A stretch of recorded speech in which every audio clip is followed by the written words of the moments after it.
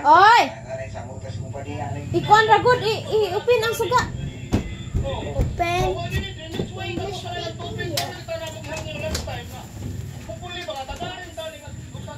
Isa na.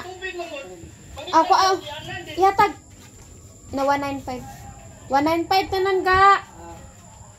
Dahil patuloy pang inaalam ng Cebu PDRMO ang kabuang danyos ng malawakang pagbaha. Samantalang, dito. na maraming mga pasahero dito sa kinilalagyan natin sa Pier 1 ng Cebu City. Matapos resume na ang biyahe ng mga barko. Matapos itinaas o ini-suspend na ng Pag-asa ang itinaas na storm signal dito sa Region 7. Sinil? Ingat at maraming salamat. Dali apo, Jinsi. Hinaya po ni mo gliyok. Uy. Humarap sa Independent Commission for Infrastructure o ICI, sina Congressman Arjo Salamat. in Asistio. Isa to si Dodong. Ayon sa nabagsawang Oh. diskaya Hatag, uy! ng hingi umano ng KEPA. Pinagulaanan ng dalawang mga Salamat, ga! organisasyon sa may amon sa mga diskaya ng pagbigay ng ebidensya at kasanayan nito. Nakatutok si Joseph Moro. Isa na lang.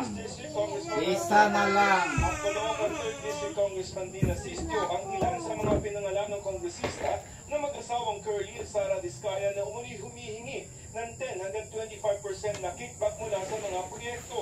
Pero itinanong nila yan nang umarap sila sa pagpapatuloy ng investigasyon ng Independent Commission for Infrastructure o ICI. Ayon sa mga Diskaya, ang amaraw ni Atayde na si Arturo ang personal nilang binigyan ng pera para hindi kipitin ang kanilang mga proyekto. Pero itinanggi ito ni Atayde habang nagbibigay ng emosyon. My father's also willing to go through the investigation. Wala po kami tinatawag, tinatago, hindi ako magtatago, hindi ako iiwas, hindi ako ilipat ng ibang bansa. Ang bito kong wallet, be. Investigation to fight for my innocence po. And, Ang bito kong wallet, be. Sige, Rodrigo. Sa isang pahayag, pagkatapos ng tumestigo, dagdag ni Atayde, lahat daw ng mga flood control project sa kanyang distrito ay ipinanukala ng DPWH. Asa man ang imong pagbalik ron? Nagkahandi ng DPWH sa mga existing at Asa man ang imong pagbalik ron? sa kanyang distrito. Kanira man lagi. Hapit ngayon. Pasaw. Kaya pagbalik ko tayo. Gani, asa man ron? Kaya naman. Kaya palit ko gatas. Ay, kung binuangi ha. Kaya aron ka na ako mabukbukan. Executive session. Nagbigay ng Hindi kayo magwada ka pa, wala pa kami balik pa ka. very much upset. As bad as the situation is, I want to make sure that in fact, I really have nothing to do with it. Si Asistio naman personal ang binigyan ng cash ng Diskaya at nakatalay ito sa kanilang ledger.